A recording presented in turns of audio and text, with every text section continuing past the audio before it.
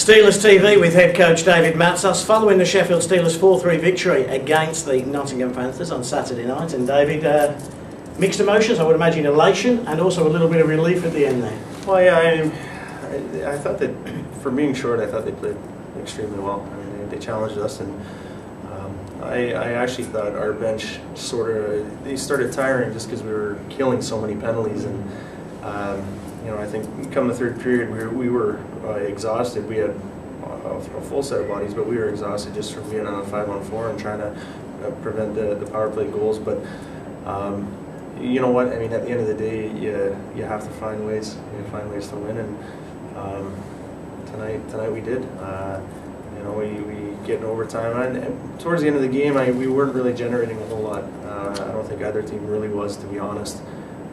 In my mind, I'm standing on the bench, thinking, okay, this will go into a shootout, and you know, I was comfortable.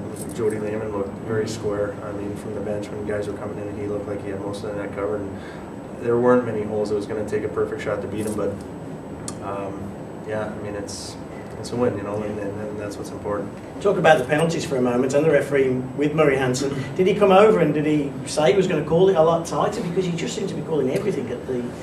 Yeah, I mean, the first period I didn't think was too bad, to be honest.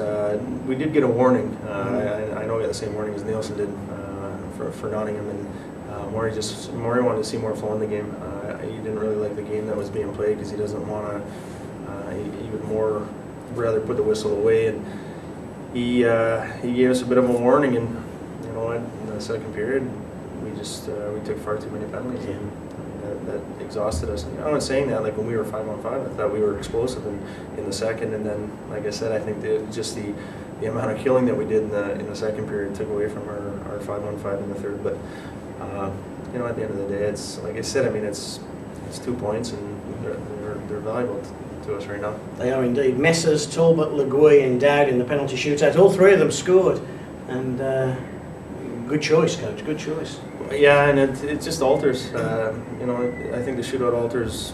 You know, depending on what goalie you're shooting against, and maybe you know throughout the course of the week, or a couple of weeks where guys are firing the puck and scoring and stuff. So you know, that's just it. I thought Dowdy looked good, and he's had good success against Nottingham this year. You know, in regular play, and he looked good all week in practice last couple of weeks. So I mean, to me, it was.